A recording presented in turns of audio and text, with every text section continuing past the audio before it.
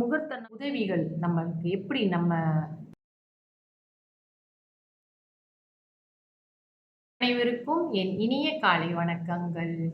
இன்று சிவ வழிபாடு செய்வதற்கும் சுப காரியங்கள் செய்வதற்கும் பரிகாரங்கள் செய்வதற்கும் மிக உகந்த நாள். தொடர்ந்து நம்மளுடைய பஞ்சாங்கத்தில் இணைவோம். இன்றைய தேதி 16ஆம் தேதி 3ஆம் மாதம் 2026 திங்கட்கிழமை, தமிழ் மாதம் பங்குனி. இன்றைய சூரிய உதயம் 7:23க்கு, சூரிய அஸ்தமனம் 7:20க்கு.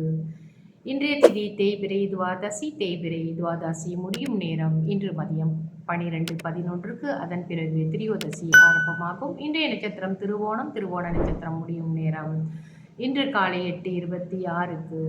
இன்றைய யோகம் அமிர்த யோகம், பிறகு சித்த யோகமாக இருக்கிறது. நல்ல நேரம் காலை 7:21 8:21 வரை. அதன் பிறகு மாலை வேளையில் 4:20 5:20 வரை.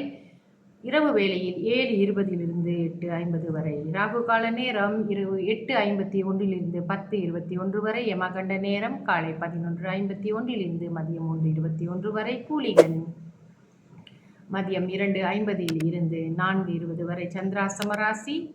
இன்று மிதுனத்திற்கு சந்திராஸ்தமம் இரவு 8:44க்கு முடிவடைந்து அதே வேளையில் கடகத்திற்கு சந்திராஸ்தமம் ஆரம்பமாகும்.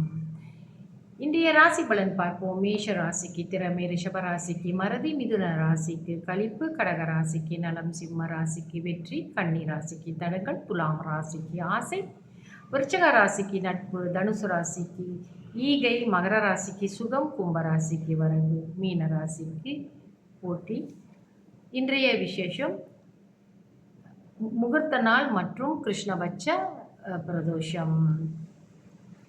நம்ம இந்த கிழமைகள், திதிகள், நட்சத்திரங்கள் இவைகள் எல்லாம் நம்ம பார்த்துட்டு வரோம். இந்த மாதிரி பஞ்சாங்கத்தை நாம் கேட்டு வந்தால் நமக்கு ஏற்படும் பலன்கள் ரொம்ப அதிகமானது தெரியுங்களா. நம்ம இந்திய நாள், நட்சத்திரம் இவைகளெல்லாம் பார்த்து அவைகளை கவனித்து அதன்படி நம்ம நடந்து கொள்ளும் பொழுது நிறைய காரியங்களில் நம்ம வெற்றி அடைவோம். நல்ல நேரம் பார்க்குறோம்.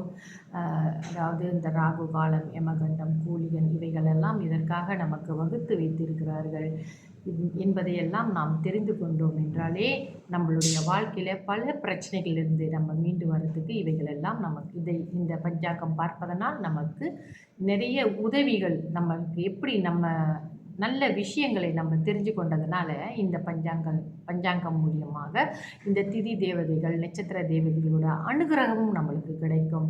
மட்டும் இல்லாமல் நம்ம செய்யக்கூடிய காரியங்கள் வெற்றியின் பாதையில் இட்டு செல்லும் நம்மை. அதனால் இந்த பஞ்சாங்கத்தை சோம்பேறிப்படாமல் கேளுங்க, படிங்க. பஞ்சாங்க புத்தகங்களை வாங்கி அந்த பஞ்சாங்கத்தில் என்ன தான் அப்படி எழுதியிருக்காங்க என்பதையெல்லாம் கொஞ்சம் கவனித்து வாருங்க. எல்லாமே சயின்ஸ் சம்மந்தப்பட்டது தான். இவை எல்லாமே நம்மளுடைய நன்மைக்காக நம்ம முன்னோர்கள், நம்ம சித்தர்கள் நமக்கு வகுத்து வச்சிருக்கிறாங்க. அதையெல்லாம் நாம் பயன்படுத்த வேண்டும். நன்றி. தொடர்ந்து என்னுடன் இணைந்திருங்கள். நன்றி.